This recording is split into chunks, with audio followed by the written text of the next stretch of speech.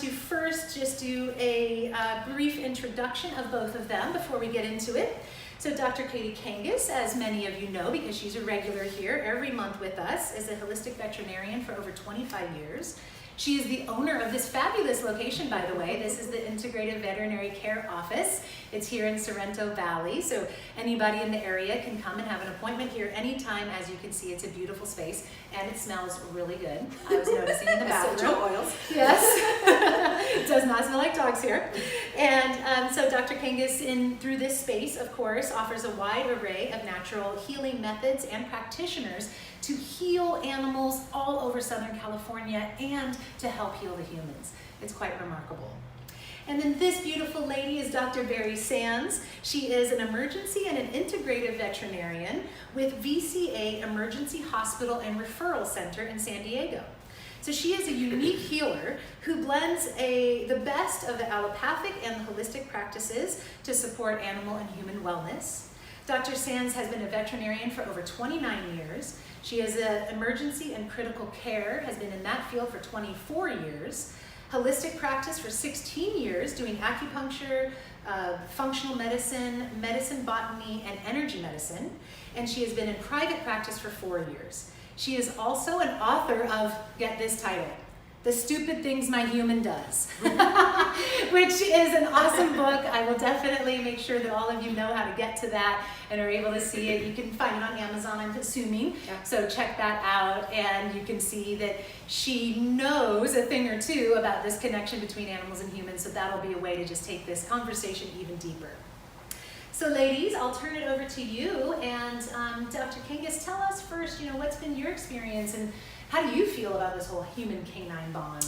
Well, I think, Barrie and I have been friends for several years now, and it's really great that she's really moved into the niche that she's going to talk about today as one of her expertises that she's bringing to this, whole field of holistic healing. But I love to share with people that as a holistic practitioner now for more than a decade, a veterinarian for 25 years, but really focusing on holistic and preventative animal health for the last 10 and more years, is that I've really had this growing awareness as I develop relationships with my patients and my clients, that I'm seeing and becoming more aware of the link between the animal's health and emotional well-being as to what's actually happening with the human family and the pet parents.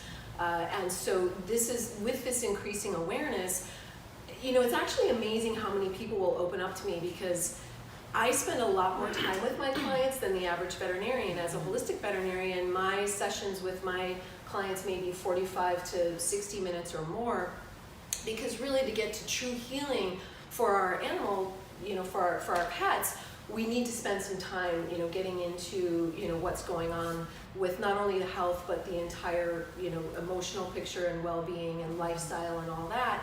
And so because I spend more time with my clients, really getting to the root of what's going on, I have a lot of people, fortunately, that open up to me and start explaining, I think that some of the stuff going on with my pet is maybe because of all the stressors going on in my life. And it really actually makes me happy that people are starting to have this awareness. Yeah. It's becoming much more common for people to have that perception, which I think is wonderful. And I love when people bring up the topic to me so that I can help expand on that for them.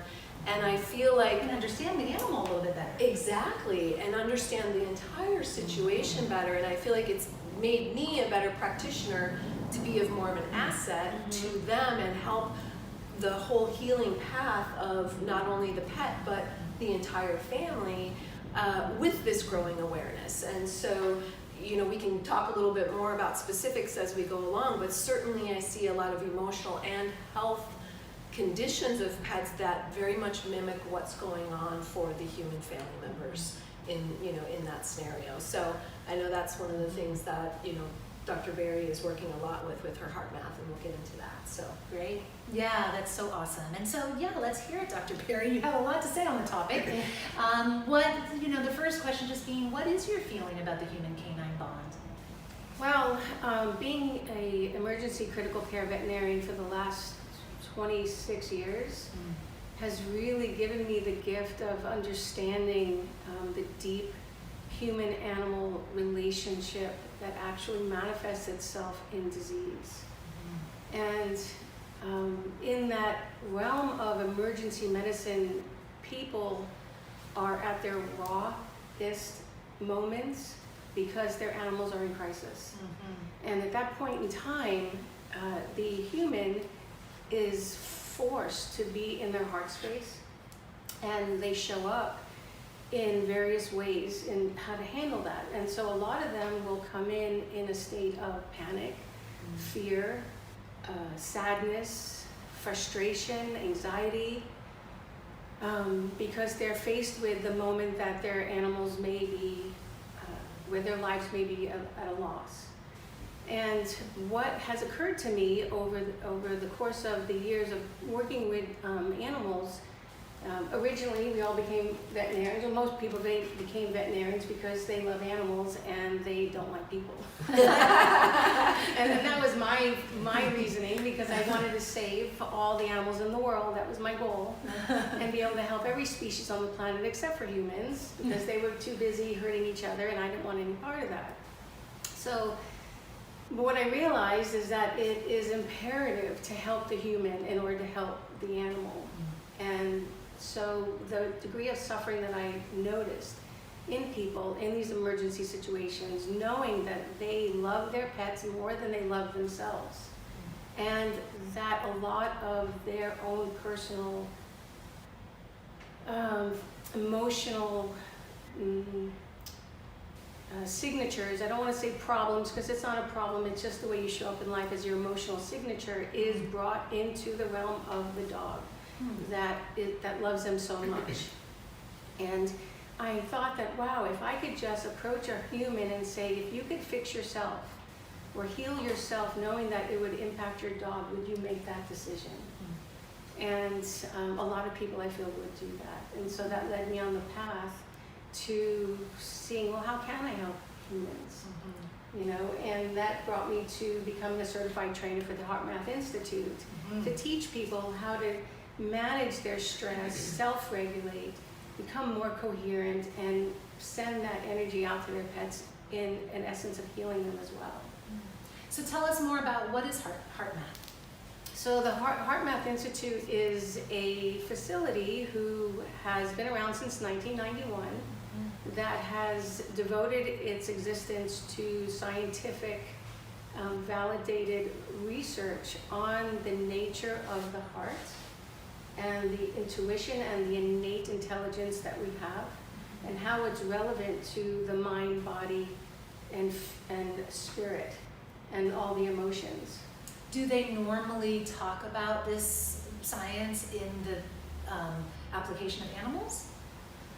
They talk about it in the application of how each of our bodies creates an electromagnetic field. And based upon that electromagnetic field, we are individually relevant to each other on a social level, and also globally in a more sort of spooky entanglement, sort of quantum way. And that would be a great topic for another. That's part two. Stay tuned, because that's when it gets really good. Simply said, everything's energy, and we're all connected energetically. And humans are connected, but we are connected with all beings, and animals included. Right. And so, again, it's this growing awareness, not only that I've seen specifically with my clients, but as Barrie mentioned, globally. It is really a growing awareness that people are starting to realize we are connected, because everything is energy. And as we learn more, as modern science learns more about, quantum physics and quantum energy, it's all explained scientifically very well. But it's something you can feel too. Right. And the HeartMath Institute, being so beautifully minded in the research department to help bridge that gap between science and mysticism, because indigenous cultures have been talking about the heart as the intuitive center, the center for wisdom and knowing and innate healing for thousands of years. And now the research is showing that, yes, it's true. We have an electromagnetic frequency that's actually, the heart has an electromagnetic frequency that has been measured at least 12 feet out. Wow, It really? may be more when we get the technology to measure it. I've heard that dogs specifically have an even wider one than humans do. Now, I don't know how they've Yeah, I studied it. I don't know. I can't imagine that they do because they are all heart, right? Their energies come from their heart, and so that's why they are so emotionally bonded to us, and that creates a very a biological relevancy in the connection that we have with our pets. And the HeartMath doesn't essentially do a lot of research on animals per se, but they have done studies where they have hooked up Holter monitors, which measures heart rates and heart rate variabilities, and through complex algorithms that they have extrapolated based on blood pressure and heart rate and EEGs, electroencephalograms, electrocardiograms, they have shown that the patterns that our hearts emit are based upon our emotions and our thoughts. And that sends out the signature that becomes biologically relevant in the animals or the people that are invested in us.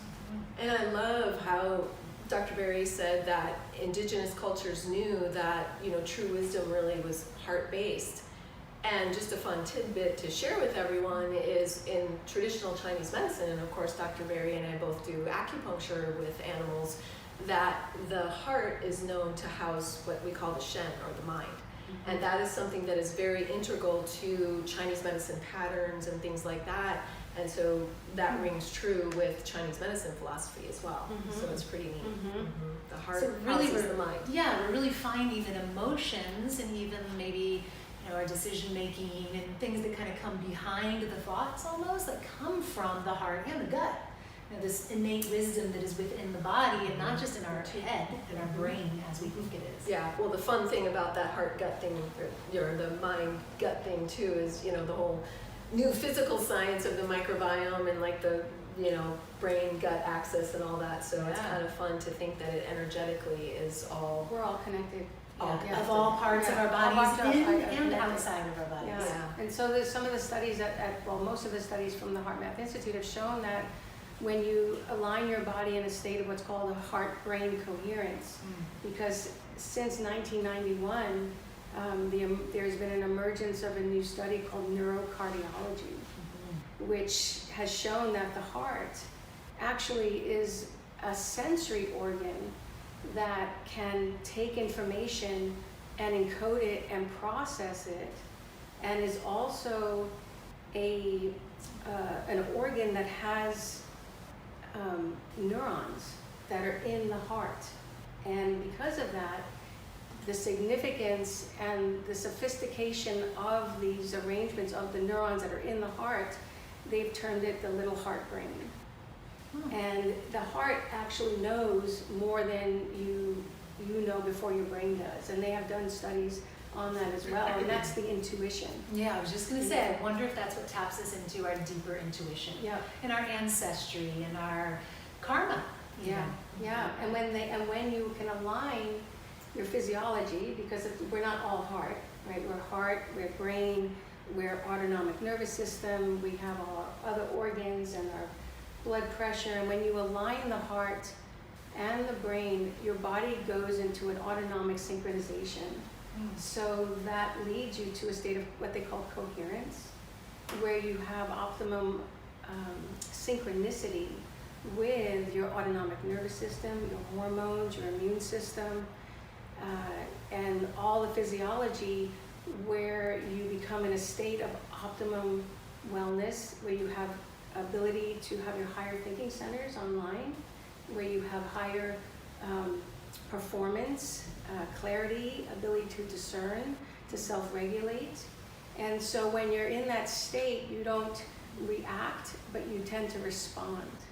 It's perfect. Yeah, and then much more grounded. Very grounded. And your animals will know that, and they will detect that, and they will want to be around you. And a lot of people know, if you know, some of our viewers, for anyone who meditates or you just come into a calm space, most of us know that your animals definitely will gravitate to you, and you can tell they not only can identify that, but they enjoy it. They very much so. I've noticed that when I started practicing HeartMath tools and techniques of going into coherence, and I have become more proficient at it, where it's more of a walking being, state of being. I try to keep that. That random animals will stare at me.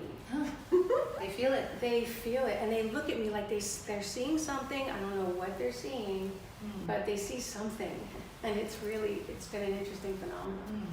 My question for you, when you were talking about the synchronization in that process, is there a specific technique that brings you to it?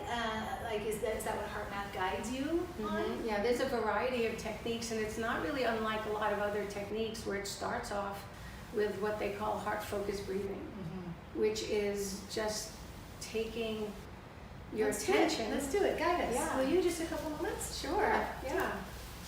So let's take a minute and take your attention into the center of your chest, where your heart is, and start to breathe a little slower and deeper than you normally would. Suggested 5 seconds in, 5 seconds out.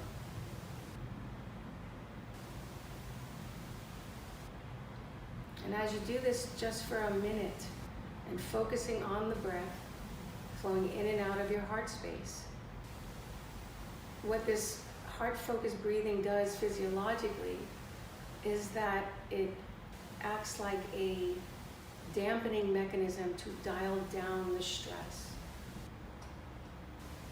And then from that space that you're in with this heart-focused breathing, to add a feeling, an emotion of care, appreciation, love, compassion for someone or something.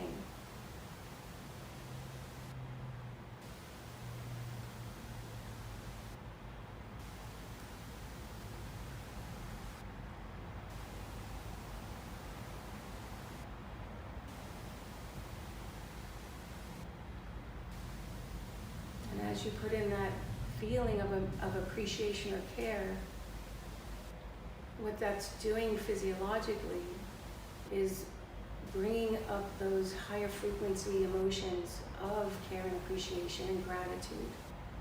So when you put in that feeling of care, appreciation, and really try to feel that, what you're doing in your body is you're allowing those higher frequencies to come into play, which creates a more smooth heart rhythm pattern. And by doing that, your brain and your autonomic nervous system starts to become in synchronicity with itself, and you project out into the electromagnetic field around you a more harmonious and synchronous vibration that is then felt by the people around you and your dogs and cats and then the world, into the field, into that quantum field. So, I like to think when I'm going into coherence or going through my day is, what am I going to be feeding the field today? And the neat thing is, I was going to mention, as the three of us were doing that together collectively, you could feel that. I could feel that. I definitely, absolutely. Like, I just got the chills. It was warm. Yeah, chills. I got like a warm, like a hug. Like a I got the chills re-saying it, recounting it, because it just brings so much emotion and clarity as you realize it. But you could feel the energy become so calm. And here it is. And so connected. And here comes Sage to say, yes, I love it. Look, she's Up stretching. dog, She's down like, dog. oh, yeah. She knows it. So, yes. So we could actually sense that here together. So it's really fun getting that perception that not only can we feel it, but obviously animals being even more tapped in typically with connection and energy, they certainly feel it. So did you guys feel that at home too? I'm curious to know if your animals maybe could perceive it as well. Very cool. So, Dr. Sands, you've shared a little bit with us about what research has shown in this field, but I find it very interesting that the science history even willing to delve into this, that shows you how important and how obvious it's become. Mm-hmm. So what else is science showing? What studies have been done? The HeartMath has a website, heartmath.org, and they have over 300 journals and papers and studies that have been written. They've done studies with first responders, law enforcement, the military. They've done studies with teachers, people with PTSD. They have done studies with children, people that have ADHD, attention deficit disorders, and basically it seems like these techniques are relevant to anyone who is a human, because we all deal with stress in so many ways. Yep, so just the awareness of where you are energetically and mentally is, Yeah. all this connection that we're talking about. So one of the comments that I was thinking when you asked about the research is recently, actually for the first time that I'm aware of, in a veterinary medical journal, there was an article published sometime last year, probably 6 months ago, that actually the title line of the article was anxiety was found to be contagious from people to their dogs. Is anxiety from pet owners contagious to their dogs? So this was what the article's on. So this was actually in a veterinary journal, which is pretty remarkable. So this is getting a lot more recognition and a lot more awareness. Yeah, and there's going to be a lot more studies, more scientific studies on the relationship between the animals and the humans, because asking a poll of 100 veterinarians, have you ever noticed that your dog has the same or similar disease as you? The answer is going to be yes, that it's a phenomenon that we see. And Very commonly, would you say? Like every day? I don't know. Yeah. I would say probably more often than we're aware of, because we're not always asking the question. Yeah. And I would say for myself and my practice, because of what I do, and of course Dr. Barrie does a lot of ER and more emergency work, and she certainly does holistic as well, but I'm 100% of the time doing my holistic practice, and I definitely see on a daily basis, multiple times a day, where people will share with me that what's going on with their pet is also going on for them. Mm-hmm. So and I see that time and again, and there's numerous things, but definitely oftentimes, because digestion, of course I talk a lot about nutrition in my practice, and one of the things I say is all disease starts in the gut, and so no matter what the pet is seeing me for, we always get into digestion and nutrition and those sorts of things. And so I ask a lot of questions about gut function and things like that. So that's a central topic that I always go over with my clients. And so as we unveil kind of what's going on with the pet, so often people say, yes, my pet has, signs of gastric reflux. Oh, by the way, so do I. Oh, by the way, I am going through a lot of stressors lately, and I think that's exacerbating things for me, and I think it's exacerbating things for my dog. And so it's really, and unlike a lot of veterinarians who maybe, really are excited to be a vet to help animals, the fun thing for me is I'm one of the maybe odd numbers of veterinarians who I love people just as much as animals. And one of the reasons I love doing holistic is because I get to affect everybody. Truly and integrative. Truly integrative. And one of the most rewarding things that I get to hear all the time from my clients is, gosh, I'm getting healthier because I met you for my pet. And so the fun thing for me is, as we kind of investigate and decipher the health conditions that are going on for my pet patients, I also get to help my human clients get that awareness for themselves and give them solutions that work both for animals and people, and they get healthier in the process, and then everyone benefits. So that's a really fun thing for me. Absolutely. And this topic is so keyed into how I feel like I'm starting to tailor my my focus as a practitioner is including a lot more of this energetic connection than it ever has before. And I feel like that's really raising me up to a new level of being better assistants to my animal patients and my human clients. Yeah, because it's you can heal a pet and a human through medicines and substances and nutrition and lots of other modalities. But if you don't address that energetic piece, then you're never going to get that complete overall wellness. Yeah. You know, and I know that's a truth. And I think as time goes on and we start delving into more energetic type of healing modalities, we're going to find that to be very true and relevant, because in the ER and my holistic practice, people love to share about themselves and what they're going through. And I had a dog.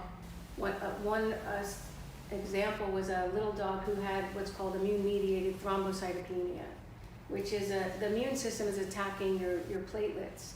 And the interesting thing is it's not a very common disease, like maybe heart disease or diabetes. It's a little bit more specific. And during one of the visits with the owner and her dog, she just randomly asked me, and she said, do you think I gave my dog this condition? And I said, well, you happen to be asking the right person. Lucky them. And I said, why do you ask me? And she said, well, because I have immune-mediated thrombocytopenia. Whoa. And I said, well, you know, I do think that that's a possibility, and very, very specific things that we see. I had another client who brought his an elderly dog in for seizures, first time seizuring, and to do a regular routine screening, a medical allopathic workup of getting x-rays and baseline blood work, and we did an abdominal ultrasound on the dog looking for external causes of seizures. Interestingly enough, the blood work and the x-rays was normal, and I was speaking to the owner after we got the ultrasound, and I said, well, we didn't find anything on the blood work or the x-rays. They looked normal, but however, we did find something on the ultrasound. And he said, disclosed at that moment before I told him the results, he said, well, I just had a tumor removed from my right kidney a few weeks ago. And I said, wow, that's really interesting, because the only thing we found was a tumor on your dog's right kidney. Whoa. Wow. Gosh, And that wasn't the cause of his seizures, Yeah. but as an incidental finding, Wow. very interesting.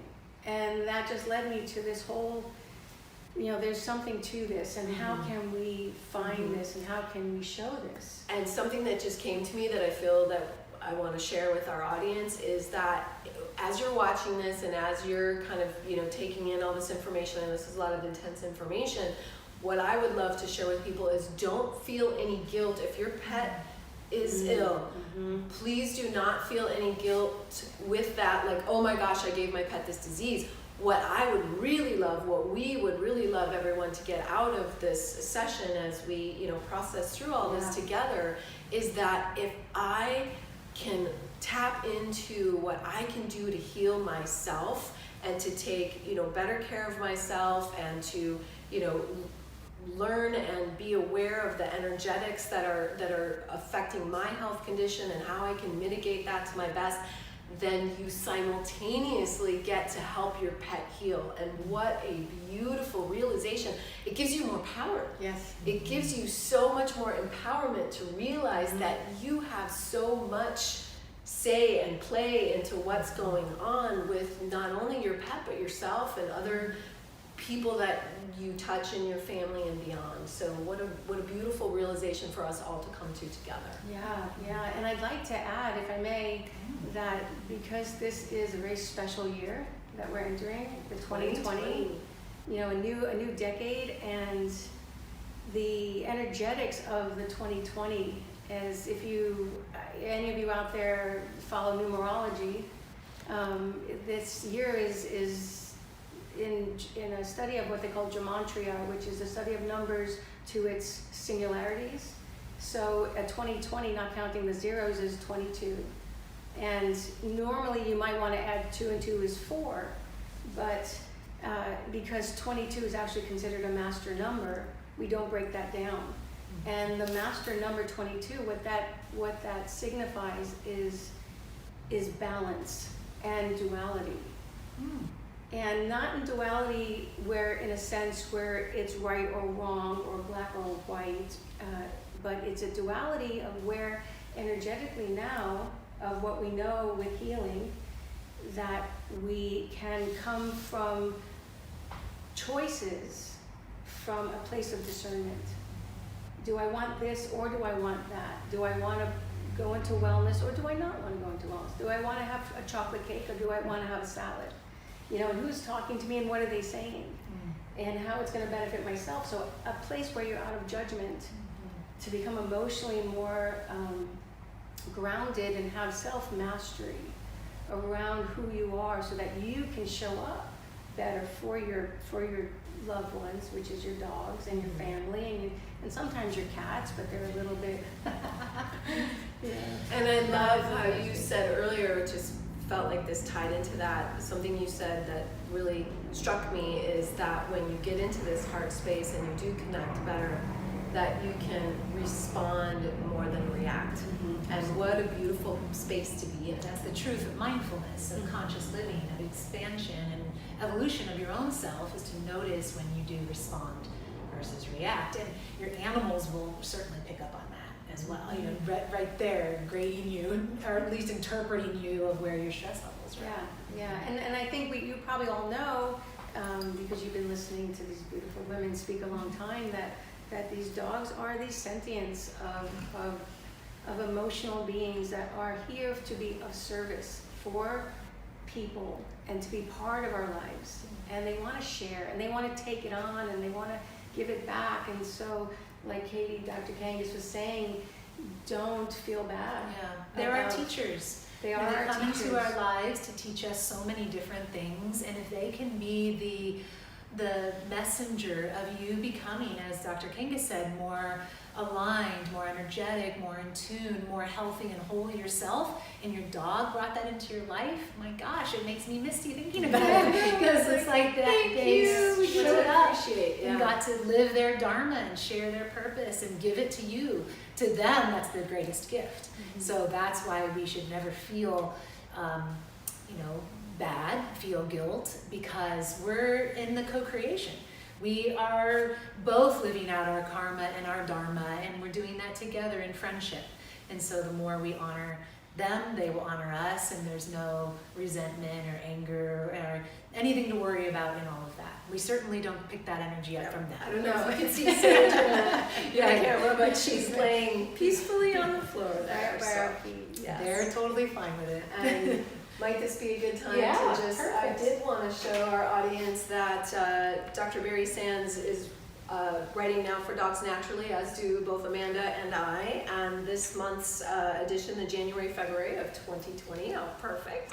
Dr. Sands indeed has an article, just going to show it right here, Fight or Flight, or is there another way? So for any of you who already get the Dogs Naturally subscription, I would encourage you to look for Dr. Barrie's article in this edition. And if you don't already get it, I would encourage you to get the Dogs Naturally, either digitally online or on paper, because they are a great learning tool and resource that I love to, and in fact I share them with my clients here, that's why it's here, and I have an article in this edition too, but Dr. Barrie's article is all about what we're talking about today, which is fantastic. And it's the first of a series. Oh, great. Yeah. So that shows right there, even Dogs Naturally, of course, because they're Dogs Naturally, but they're open to all of this, that they're starting to want to share that more with the world, feature it more, speak to more voices on the subject. Yeah, So there was a beautiful quote that I came into, and I think it was from one of our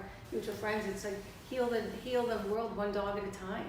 And I thought that was just, it was beautiful, because it's true. We heal collectively, and as we start to heal ourselves, it is just a natural state of being where we will start to heal each other. And when we heal each other socially, then we will start to heal each other globally.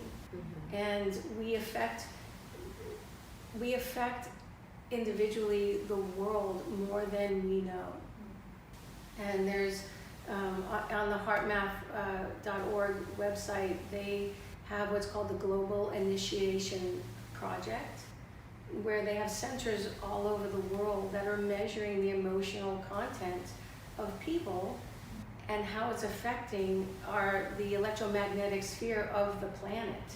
And we are relevant. So, you know, if the three of us are sitting here with Sage in this beautiful space and putting out our heart-centered feelings and emotions of love and care and compassion, and it is being felt in other places. Absolutely, and hopefully by all of you. I think that's a perfect place to wrap this up. Thank you both so much for your time, for your love, for your service, for your dedication, for being willing to help the animals, but also from such a deep place in your soul, because it's not easy. You know, I have to say that I've spoken to a couple of veterinarians that will go unnamed, but when I ask, do you talk with the client themselves, with the human, about what's going on with them or how they might be affecting the dog? Many times I've heard, no, that's none of my business. And it was heartbreaking because I thought, well, that has a lot of potential in it though. And so for the two of you to be leading the way and joining with others that are of this mindset is going to deepen the healing potential of animals all around the world. And that's a really noble service. Thank you so much, Amanda, Yes. for having me. And Yes. Katie, thank you so much. I enjoyed being here and look forward to more. Yep, we're coming back with you. So you guys be ready. We're going to definitely do another one all together, deepen into this conversation even more. Thank you all for watching, for listening. Please share your comments, your feedback. We'd love to hear your stories too. I'm sure some of you have very specific shared experiences with your canine companions. So let us hear what those are and we'll help inspire one another. Lots of love and we'll see you next time. Namaste.